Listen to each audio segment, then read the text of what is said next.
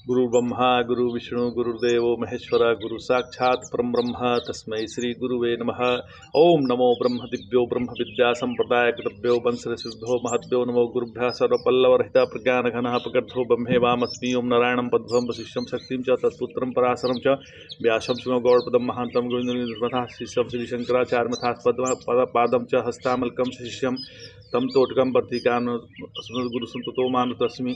श्रुति स्मृति पुराणानाम् आलयं करुणालयं नमामि भगवत्पादं शंकरं लोकशंकरं शंकरं शंकराचार्यं केशवं बादरायणं सूत्रभास्कृतो वन्दे भगवन्तो पुनः पुनः।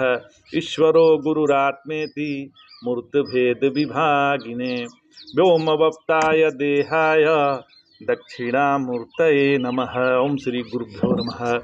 ओम श्री परमात्मने नमः। हम लोग गीता के 9वें अध्याय का अध्ययन कर रहे हैं। देखिए, भगवान अब 14वें श्लोक में भजन करने की युक्ति बतला रहे हैं कि कैसे भजन करते हैं। भगवान कहते हैं, सत्यम के कीर्तयन्तो माम यतन्तस्य दृढ़व्रताः नमस्यन्तस्य माम भक्त्या नित्ययुक्ता उपासते। भगवान कह रहे हैं कि ये दृढ़व्रती भक्त, जो दृढ़व्रती भक्तजन हैं, निरंतर मेरा कीर्तन करते मेरी प्राप्ति का प्रयत्न करते हैं, मेरे प्राप्ति का प्रयत्न करते हैं, मुझे नमस्कार करते और सदा ध्यान करते हुए मेरी ही उपासना करते हैं। दृढ़वती वे हैं। दृढ़वती कौन है? दृढ़वती वह हैं जो अपने इष्ट और मंत्र का परिवर्तन नहीं करते हैं। बार बार इष्ट, आज इनको पूज रहे हैं कल उनको पूज रहे हैं, ऐसा नहीं करते। एक ही मंत्र का ध्यान रखते हैं, एक ही इष्ट उनके होते हैं, किसी के बातों से प्रभावित नहीं होते तथा गुरु वाक्य में दृढ़ आस्था रखते हैं। वो दृढ़वती हैं। वे यत्नशील होकर भजन के विघ्नों से बचते हुए जार स्त्री के समान निरंतर अपने इष्ट का चिंतन करते हैं, अर्थात सगुण व निर्गुण उपासना करते हैं। सततम कीर्तयन्तो माम, भगवान कहते हैं कि जहाँ भी दृष्टि जाए वहाँ निरंतर मेरा कीर्तन करो। कीर्तन में संशब्दन है, यह कीर्त धातु संशब्दने सम्यक शब्दने अर्थ में है। अपने वाणी से एक बार बोले कि परमात्मा ऐसा है और फिर सोचे कि कहीं बोलने में कोई त्रुटि तो नहीं रह गई, कहीं उसमें माया छाया का समावेश तो नहीं हो गया।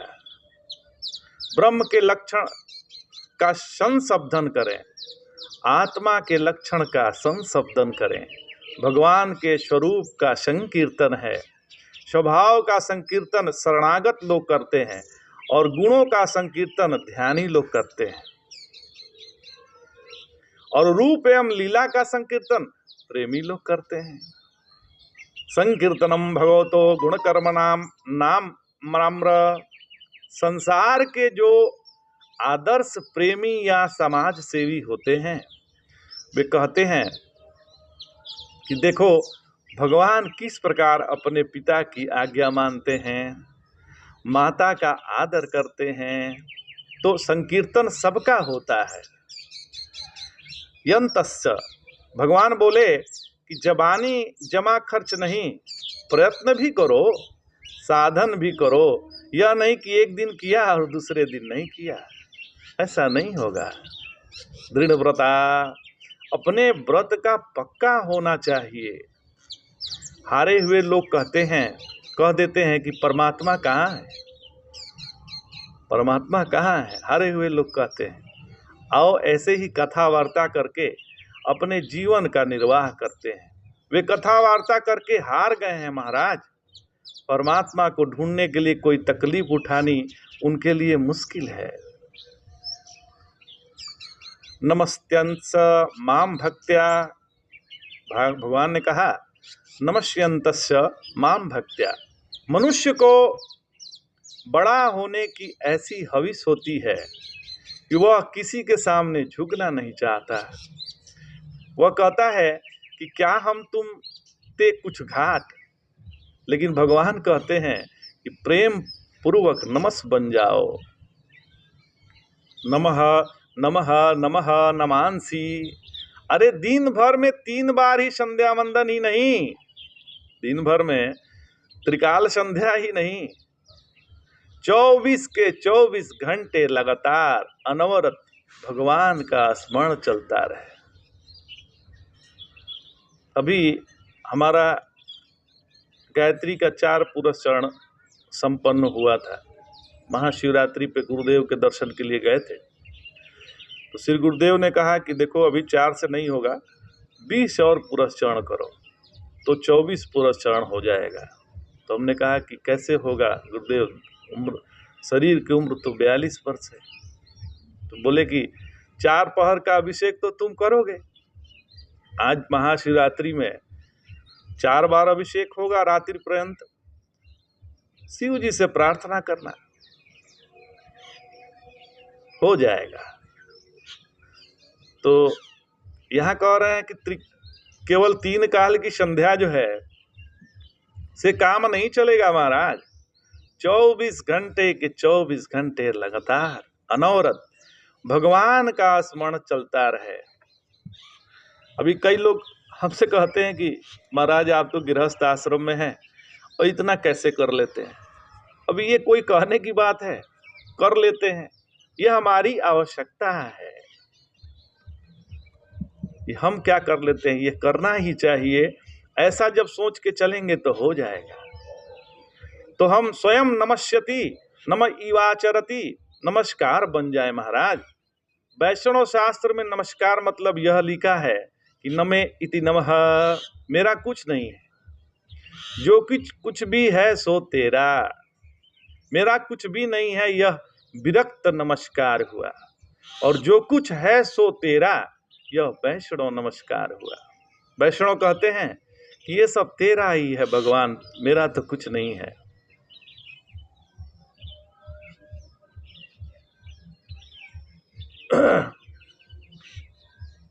तो जब सब चीज अपने जीवन में जो चीज है उसको जब भगवान का हम मानेंगे तो ये वैष्णव नमस्कार है।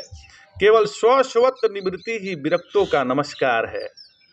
और स्वत्व निवृत्ति पूर्वक भगवत स्वत्पादान मतलब यह भक्तों का नमस्कार है। भक्त नमस्कार और विरक्त नमस्कार में फर्क है। दान देना और त्याग करने में अंतर है महाराज। इसी तरह विरक्त और भक्त के नमस्कार में भी अंतर है। भगवान आगे कह रहे हैं ज्ञान यज्ञेन चाप्यन्ते यजन्तो मामुपासते पाशते एकत्वेन पृथक्त्वेन बहुधा विश्वतो मुखम। अर्थात दूसरे लोग मुझ सर्व स्वरूप की ज्ञान यज्ञ द्वारा पूजन करते हैं।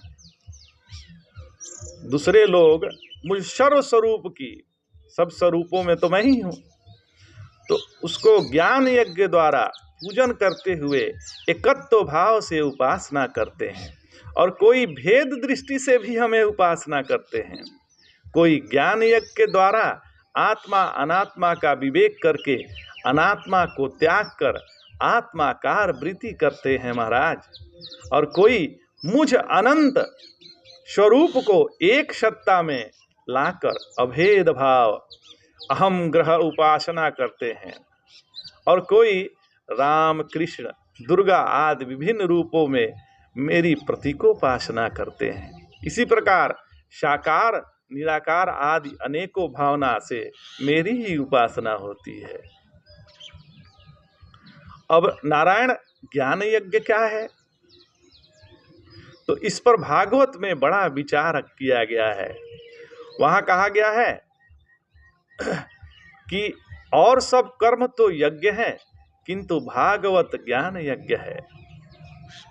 क्यों ज्ञान यज्ञ है, तो बोले कि वाणी से बोला जाता है महाराज, इसीलिए तो कर्म है, और परमेश्वर विषय ज्ञान देता है, इसीलिए ज्ञान है। तो ज्ञान और यज्ञ दोनों का मिश्रण हो गया।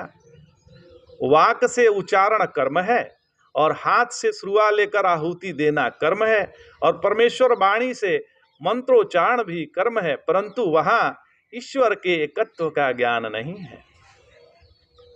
और श्रीमद् भागवत में ईश्वर के एकत्व का ज्ञान है, और वाक रूप श्रुआ से शब्द रूप भविष्य की आहुति है, इसीलिए वह ज्ञान यज्ञ है, यह यजन है।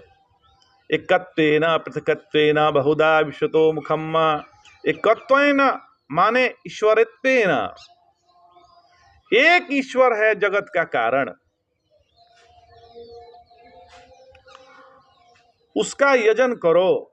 और पृथकत्वेन माने ईश्वर अलग है, जीव अलग है, ऐसी आराधना करो। तथा बहुधा विश्वतो मुखम माने विराट रूप से वही प्रकट है। अनेक रूप रूपाय विष्णवे प्रभु विष्णवे, अनेक रूप रूपाय विष्णवे प्रभु विष्णवे, इस प्रकार उसकी उपासना करो महाराज। भगवान ऐसा क्यों बोलते हैं कि वे सर्वात्मा है? ऐसा क्यों बोलते हैं? यहाँ भेद अभेद रूप से भक्ति के दो भेद किए गए हैं।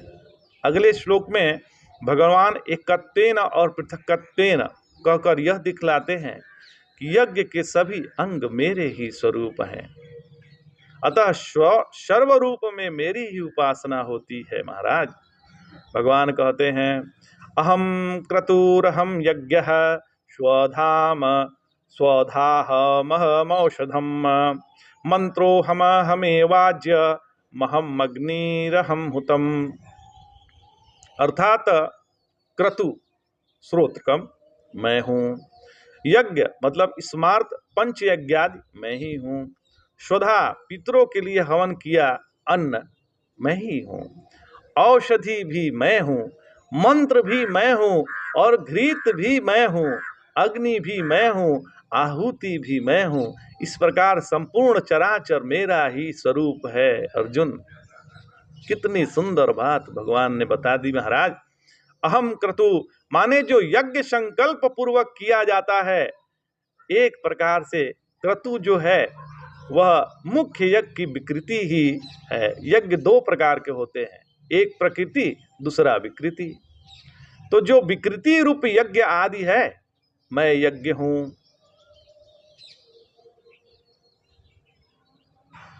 जो विकृति रूप यज्ञ आदि है उनको क्रतु कहते हैं। अहम यज्ञ, भगवान ने कहा अहम यज्ञ, मैं यज्ञ हूं। उसका अर्थ यह है कि विकृति रूप यज्ञ भी मैं हूं और प्रकृति रूप भी यज्ञ मैं हूं। अब भगवान ने तो यहां तक कह दिया कि क्रतु और यज्ञ दोनों देवता विषयक हैं। अब पितरों के लिए भी कुछ बोलते हैं, कहते हैं स्वधाहम, पितरों के लिए जो किया जाता है वह भी मैं ही हूं। अहम औषधम, यह जो यज्ञ में जौ, तिल, घी, तंदुल आदि की आहुति दी जाती है, जो आहुत द्रव्य है वह भी मैं ही हूं। ओसति दोषान अधते गुणान, जो हमारे दोषों का अपनयन करे और गुणों का आधान करे, उसका नाम औषध है। वह औषध भी मैं ही हूं। मंत्रोहम, यज्ञ में जो मंत्र बोले जाते हैं वह मंत्र भी मैं हूं। मंत्र में प्रकृति है, विकृति है, स्वधा है। पहले नांदी श्राद्ध करके यज्ञ का आरंभ करते हैं। यज्ञ के आरंभ के पहले नांदी श्राद्ध करते हैं, तब यज्ञ आरंभ होता है, जिसमें बीच में विघ्न न पड़े, सूतक पातक न लगे। तो भगवान ही शाकल्य हैं, आहुति की सामग्री भी भगवान ही है, घृतादि भगवान ही है, और मंत्र भी वही है। अहमेवाज्यम, जिस अग्नि में हवन किया जाता है वह भी भगवान ही है। अहम हूतम, और जो हवन क्रिया, जो हवन किया वह भी भगवान ही है। इसका अर्थ क्या हुआ कि भगवान सर्वात्मक है और बहुधा विश्वतो मुखम, यजन जो होता है वह भी उन्हीं का होता है। उसका अर्थ है कि जो चिट्टी को शक्कर आटा बलि वैश्वदेव के समय कौवे और कुत्ते को जो कुछ भी देते हैं उन सबको भगवान ही ग्रहण करते हैं। हे भगवान, सृष्टि में ऐसे कोई धर्म मालूम नहीं पड़ता। लोग भले ही कहे कि यह भी एक मजहब है, यह भी एक धर्म है, लेकिन और किस धर्म में कौ और कुत्तों को भी भोजन देने की व्यवस्था है? थोड़ा कोई बताएगा? इतना ही नहीं महाराज, जब हम तर्पण करते हैं तब थाली में जो जूठा लगा रह जाता है उसको धो देने पर धरती पर गिरता है, वह भी भगवान का होता है। मतलब क्या है कि जब हम लोग हवन करते हैं तो हवन करने वाला परमात्मा ही है। हवन में आहुति, जो आहुत द्रव्य है, तिल आदि, जो घी वगैरह उसमें डाला जाता है, घी, जौ, तिल, जो भी जिससे आप हवन करते हैं अन्न आदि से, वो भी परमात्मा ही है। और जिस मंत्र द्वारा आप आहुत द्रव्य आहुति करते हैं, अग्नि में प्रवाहित करते हैं, वो मंत्र भी परमात्मा ही है। और जिस अग्नि में आहुति दिया जाता है वो अग्नि भी परमात्मा है। और इसके परिणाम स्वरूप जो हमने आहुति दी उससे जो रस बना वो भी परमात्मा ही है। तो आज इतना ही।